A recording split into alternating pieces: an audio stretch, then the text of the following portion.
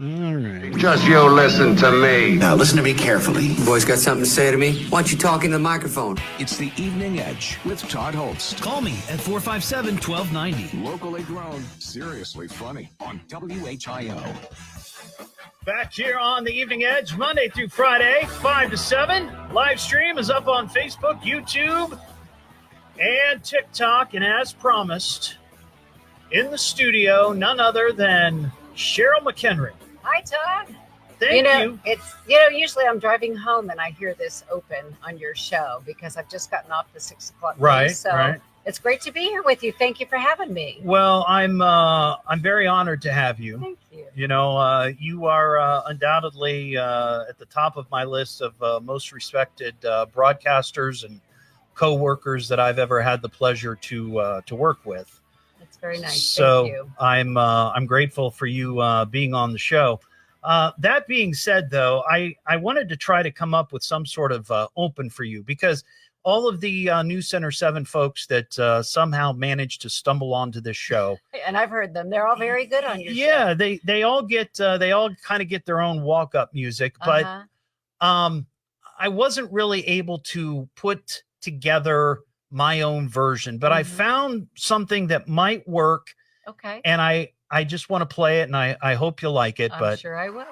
Here we go.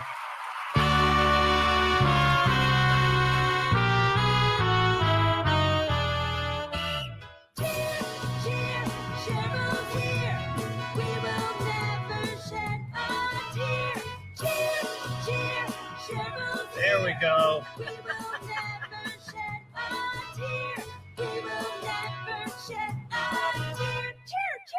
All right. Well, there. Very nice. I had to give you the full treatment. All right. I appreciate your efforts, yeah. Todd. So, man, oh man, I mentioned before you came in, they flashed up a graphic on Channel 7, 44 years of journalistic excellence at WHIO. And I have to tell you, I mean, you know this as well as I do. That is unheard of in today's broadcast landscape, that anybody would stay that long at one place. It just doesn't generally happen. It usually doesn't. I've known somebody's waving at me. Usually it's a man who stays a long time. Right. And I think, Don Wayne was here probably 40 plus years, and Ted Ryan and people like that. Jim Baldridge made it 37. So yeah, I mean, I thought about leaving 3 years ago when I had almost 41, I guess. Right. And I was going to turn 65 that year. And then one of the big wigs at CMG in Atlanta said, why don't you, consider staying a while longer and maybe cut back your hours a little bit. Right. Most people don't realize I did that because I still have been working 5 days a week the last 3 years, but coming in a couple hours later, but not really that much, No, I know. Whenever I've had to do a special report or work on a project, I still come in the same time. So, but I was grateful because I didn't feel ready then. I didn't feel ready 2 years ago, and I didn't feel ready last year. And I think I'm ready now, but the closer it gets, I got to tell you, it's a very emotional time. Yeah, I would imagine it. Next Wednesday is your last day. I can't imagine being someplace for that length of time and then just being faced with that fact of, okay, so that's Wednesday. What are you going to do Thursday? What are you going to do Friday? What do you know? Got a couple of appointments, but I've got all these people saying we're going to have lunch, we're going to get together for coffee and and do some reading and just try to relax and enjoy. But it's going to be a transition for me, and I'm sure I'll have some difficult moments. Sure. Now I know you get hit with this question a lot in these last month or so. People asking you about, in all those years, what's the big story, or what's, you've covered a lot of big stories. You've been around the world with News Center 7. You've seen amazing things. You've talked to amazing people. But I think I'm thinking more, less so much about the career, more about you personally and what I feel like you've brought to this building. And I mentioned this earlier in the show when I previewed that you were going to be on. I've worked for CMG off and on since 1993. Right. And we've had the opportunity to know each other a bit. I feel like, if you don't take this the wrong way, but but you are like the heart and soul and the homeroom mom of this station, and it's been that way for as long as I've been here. And I just feel like you have been this shining example for everybody to follow. If you want to know how to behave in a professional television newsroom, or just in general, you're it. Well, it's very nice. I don't And know I mean I always behaved that way. No, I mean that sincerely, because there are very few people, and I've noticed this over the years. If I've passed you in the hallway, now you know me because we've known each other, but other people that might be in this building whose names I don't necessarily know, you know them by name.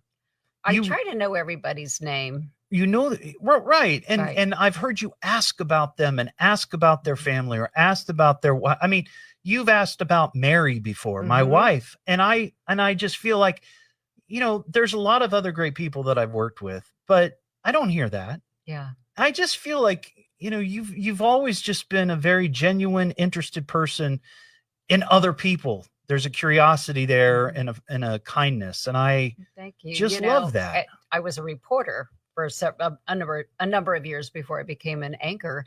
And that's, I remember getting called on the carpet because I wasn't aggressive enough as a reporter. But my philosophy always was, you get more flies with honey than vinegar. The way you treat people. Like, I used to cover the police in Quartz Beat downtown, and we didn't have internet, we didn't have online records. You had to sort through paperwork, or you had to actually go visit people that you wanted to ask, okay, what's happening with that court case? You had to go to judges' chambers, prosecutors' offices, the police department. Not everybody wanted to talk to you.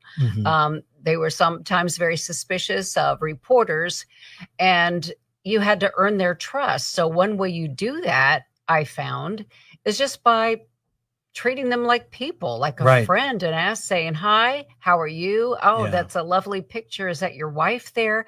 And I think I am genuinely interested in people, because once you get to know them, you realize we're all pretty much the same. Yeah. I mean, we all have our different quirks and personalities, Sure. But everybody, most people like to talk about themselves or to share things. Right. Well, and the thing that I think about too, and I think a journalist sort of falls into the same category in one level than, like, with first responders, where, and you remember Ricky Smith. Oh, yeah. Who was the assignment editor in the newsroom for a long time. And I got to work with him. And I remember him saying this a number of times, that when we encounter people, lots of times, unfortunately, they're having their worst day. Right. And when you have to approach someone like that, whether it's a scene of an accident or a house fire where somebody's lost everything, or in the case of a story that I know that you followed very closely and you still have worked on, the Cheryl Coker case, talking to her family and her friends, you have to have a major amount of empathy to communicate with these people and get them to share with you the information that the rest of us want to know. Yeah. And you can't do that without having that skill and that talent. Yeah. And you find when you talk to people like that and you see the worry, the sadness, the anxiety that they're suffering because they have a loved one who's missing, and then later is found, the remains are found, you can't help but empathize with them. They're good people.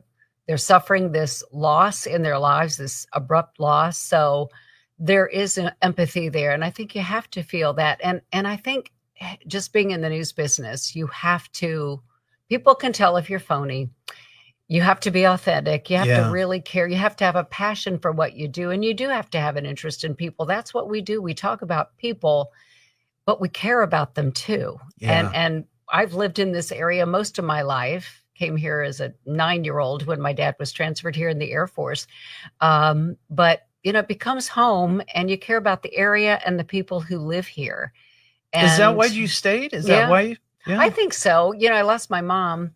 I was 12 years old, and she died of breast cancer. And my dad did remarry about 3 years later. And there were 6 kids in my original family, and then I got 2 stepsisters when my dad got remarried. But yeah, I think just being close to my family, and I loved watching WHIO as a teenager, and I watched Don Wayne and Jim Baldridge and Gil Whitney, and I thought, man, these guys are great. And there were a few women working here at the time, and I thought, how do I get into that business? I had no clue. I didn't have any relatives or anybody who worked in media at all. Right. And I remember telling my dad, I was about 15 years old, and I said, I think I want to be a reporter. And he kind of looked at me and he goes, "Do you make any money at it?" And I think I said something very profound, like, sounds cool. Right. But I was always interested in news. My parents were news watchers, and I used to read the newspaper as a kid. And I didn't think as a kid in the 60s that I could ever do this job because they were all men. Yeah. You didn't see or hear any women. And then in the early 70s, when I was in high school, I started hearing women's voices on the radio and seeing them on local TV and national TV. And I thought, maybe that's something I could do, because I always liked to talk. I liked speech class, and I liked news. And you started in radio. I did. Which and is in those really days, the way everybody did. And I thought that was such great training ground. And I loved radio. I graduated from the University of Cincinnati in 1978, and I had an internship my senior year at WKRC. And they had a big news department, because radio stations back then had to have news. It was an FCC requirement. It wasn't until the early 80s that requirement went away. So radio was almost a forced stepping stone to TV. And I enjoyed radio. I liked just being responsible for myself with my little tape recorder and doing interviews. I was in Cincinnati, and I met Jerry Springer and, some of those people who were on city council back then. And, but then I was always intrigued by TV, because I would see the TV reporters at the same events that I was covering. And I was thinking, well, I think I could do that job. Yeah. It was a transition, because writing for TV is different than 100%. Radio, yes, because you have to think about what video. I have to think about the video. Yeah, you can't just come up with words or write for the ear. Got to write to the video. You're using the visuals. So right to the video. That was a learning curve for me. Yeah. The first year was a challenge. But here I am all these years later. Who would have thought in 1981 that I'd still be here in 2025? I would have been surprised I was still alive. Well, let me tell you, Cheryl, I mean, and we only have a couple of minutes, and I'm grateful for the time that you were able to spend. I'm going to miss you. I'm going to miss seeing you, not just on TV, but I'm just going to miss seeing you in the newsroom and seeing your smile and being on the receiving end of your greetings. Well, thank you. I'm going to miss everybody too. It's been very emotional for me lately, because, I see people and I realize I'm not going to see them every day anymore. And they really are like a second family to me. And I love everybody. And I've just decided that at some point I got to go and figure out what else there is to do while I'm still able to do things with my family and my husband and kids and friends. But it's bittersweet. I will tell you that, Todd, and I'm going to miss you too, but I'll continue to listen to you. Oh, and please do. I told you a long time ago, if you ever want to call the show and use an alias, by all means. I was going to use Beatrice. But I would love that. Just call in. And when Beatrice calls and she sounds like me. I'll be like, we know who that is. We know who that is. No, I'll come back. I'll have more free time. So if you I would love to have you come back. Check with me. Yeah. Oh my gosh. Yeah, invite me back. We could do a feature. We'll do it. Oh, see, now we're talking. See? All right. I miss you. I love your show. And I'm not just saying that because you invited me here. I've told you before, I think you're funny. You can talk about any topic and you make it interesting, even if it's something very silly. And I appreciate that about you, because we need silly in our lives. Yes, yes we do. We do. And that's why I'm here. Well, you're serious too. Well, I try But I to love be the silly sometimes. thing. Well, But you're great. well, thank you. you. Do a great job. I appreciate that, Cheryl. Well, thank you so much. We got to fly here, Okay. but Thanks for having me. and I am going to try to come up with a feature and have you back. Okay. 100%. And I will get do a hold of better me. song. I promise. I will do a Okay. better song than that. All right. Well, that was a good start, We'll see. young man. Thank you. You Thank keep you. trying. I will. Thanks, Cheryl. Thank you, Todd. What am I listening to now? What is this? The Evening Edge with Todd Host. It's a radio Going down. show. It's entertainment. Coming up, T double D H double L. S-T. I can remember that.